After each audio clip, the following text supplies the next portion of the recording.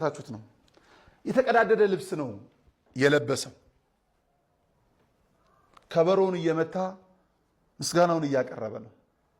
በጣም በሚያስገርም መልኩ ካንገቱ መስቀል አለ። ደረቱ ላይ ከበሮውን ይዞ በእጆቹ መዳፎች ለምስጋና እያነሳ ምእመናኑ እያጀቡት ነው። ነጭ የለበሱት በእኛ አጠራር ኮተታም ብለን የምንለውን አለባበስ የለበሰው ልቡ ንጹህ የሆነውን ወንድም ንጹህ የሆነውን ወጣት ተመለከትኩ።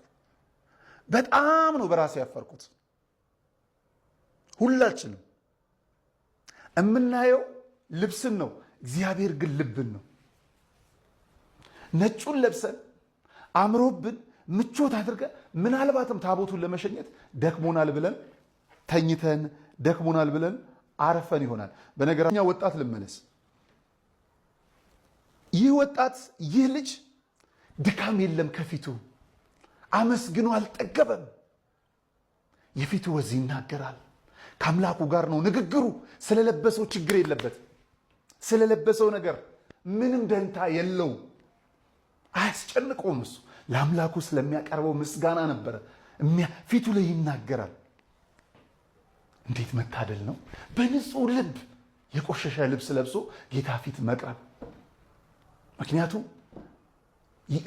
አብዛኛውን ኃጢአቱን እኛ ወስደንለታል። እንዲህ አይነት ሰው ራሱን አንጽቶ አይመጣም ወይ? የተሻለ አይለብስም ወይ? ለዩት አይመጥንም ብለን ስንገፋው የነበረውን እግዚአብሔር ግን ልጄ ብሎ የሚያቅፈው እንዲህ ንጹህ ልብ ያላቸውን እግዚአብሔር አምላክ ጸሎት ልመናችሁን ልክ ለእንደናንተ አይነቱ ላሉት ሲል እግዚአብሔር ይስማን ይስማን። እኛማ ነጩን የለበስን በዘፈን ነጩን የለበስን በሌላ ብዙ ነገሮች ውስጥ ተደብቀን እሱን ከማክበር ራሳችን መከበር ላይ ታቦቱን ከማሳየት ይልቅ እኛ የምንታይበትን ቪዲዮና ፎቶ ቀረጻ ላይ ነበርን። ይሄ ልጅ ግን በእጁ ይዞ ለታሪክ የሚያስቀርበት ሞባይል የለውም።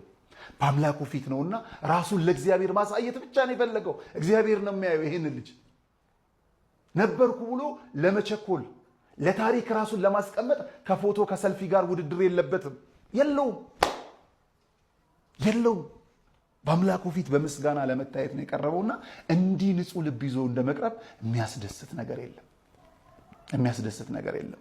ይሄንኑ ተመሳሳይ እህታችን የዛሬ ዓመት የምትመለከቷት በኦክሲጅን ሐረር አካባቢ ስታሳለፍ ስትሸከም የነበረች ምንጣፍ ጭምር በጣም በሚያስገርም ናቡቴ የሚል ቲሸርት የአባቶችን ርስት አልሰጥም ሲል ደግሞ ዘንድሮም ልክ እንደዛው እንደደገመችው ሐረር አካባቢ ላይ ምስሏ ሲወጣ ስንመለከት